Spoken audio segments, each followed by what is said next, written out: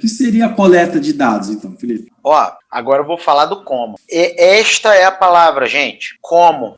E mais especificamente, como você coletará os dados. Se é um projeto de pesquisa, né? Se é um artigo, se é um TCC, uma dissertação, uma tese, como que você coletou os dados. Tá? Então, a coleta de dados é quando você apresenta basicamente, né, como serão coletados os dados ou foram coletados os dados daquela pesquisa que você está prometendo. Então, é basicamente isso. O que é desejável ter na coleta de dados? Tá? Por exemplo, ali você pode trabalhar fontes de pesquisa. Se você usou fontes primárias ou fontes secundárias. Basicamente, assim, fontes primárias são fontes que o pesquisador produz diretamente, que ele próprio intervém no campo e produz. Tá? Como, vamos supor, fiz uma entrevista, fiz uma observação participante, apliquei questionário.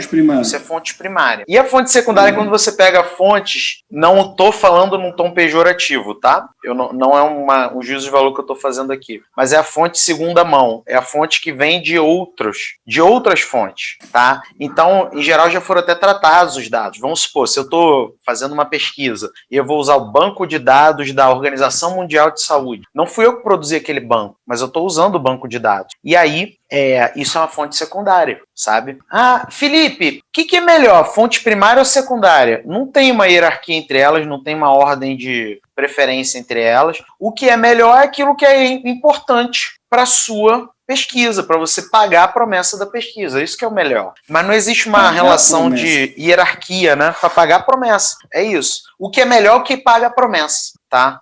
Porque, pensa só, Arthur, se eu fosse leviano de afirmar que as fontes primárias são melhores do que as secundárias, eu estaria aqui dizendo que, por exemplo, um historiador contemporâneo, ele tem mais legitimidade para fazer história do que um historiador antigo, né? Pega só, o cara é um historiador de Grécia e Roma, antiga.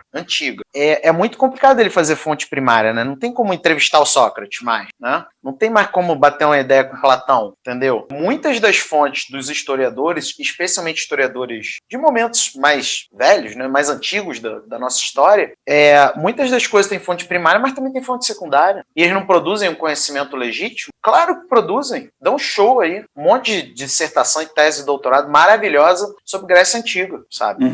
E é isso. Então, aí você mostra na coleta. Outra coisa, técnicas de pesquisa. Depois que você fala das suas fontes, você tem que falar, como é que eu vou coletar essa parada? Vai ser questionário? Vai ser entrevista? Vou fazer experimento? Fazer análise documental? Vou fazer observação participante? Tudo isso. Então tem que mostrar as técnicas. Como que eu apliquei essas técnicas? Por exemplo, fiz um questionário. Eu apliquei o questionário presencialmente, no meio da rua. Eu apliquei o questionário por Google Forms.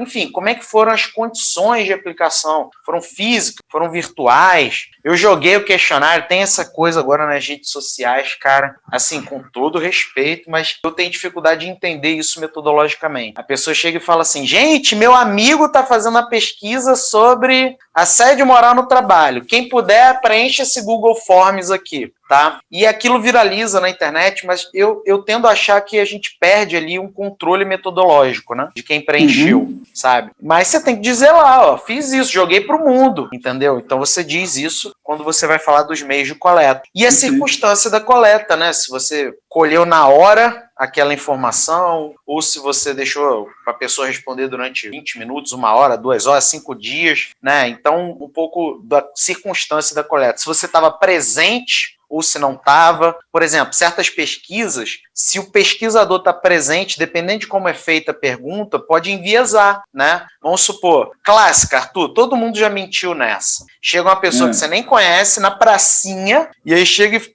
posso fazer umas perguntas aqui? Posso? Pode. Eu ajudo. Todo mundo que quer fazer pesquisa, eu ajudo, porque pesquisador, né? Tem que ter a solidariedade. Aí o cara chega e pergunta assim, qual é a sua renda familiar, tá? Ou qual é a sua renda individual? Pô, ou eu não falo, ou eu minto.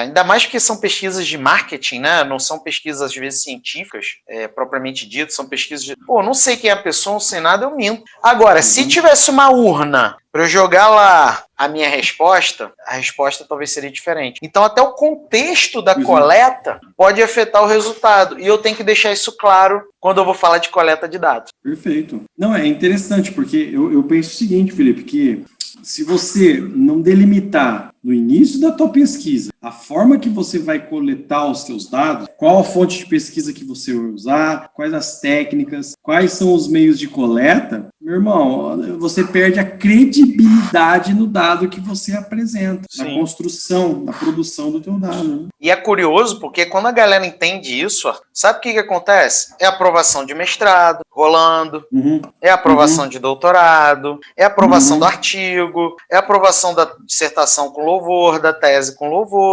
É isso que acontece. Por que o PPA tem tanta aprovação de tudo? O Programa de Produção Acadêmica. Por que a mentoria de aprovação em mestrado e doutorado tem tanta aprovação de tudo? Todas as áreas do conhecimento, várias titulações, né? Todas as titulações, na verdade. Por quê? Porque as pessoas vão fazer o que tem que ser feito. Não precisa ser extraordinário.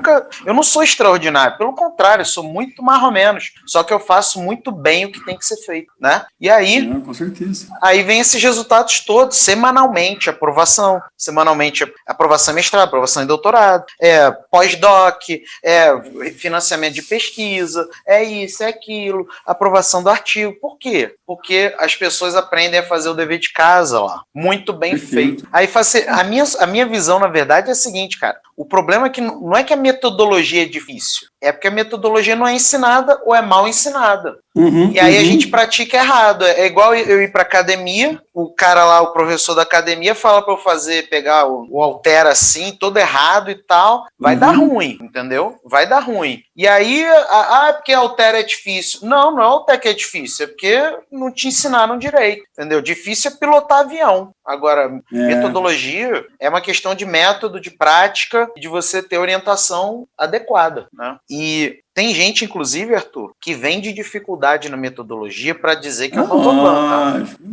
Não, metodologia, você tem que ser isso, ser aquilo e tal. Porque vem de dificuldade, sabe, para falar que é o mestre Jedi. Não, e tem gente enfeita demais a metodologia para também valorizar o que tá fazendo, né? Sim. Aí ninguém entende o que o cara colocou lá na metodologia e não adianta nada, porque aí eu não consigo discutir com o cara se os resultados dele são bons ou não. Aí perde a função da pesquisa, porque a pesquisa é para trazer conhecimento, não para confundir mais a respeito do tema.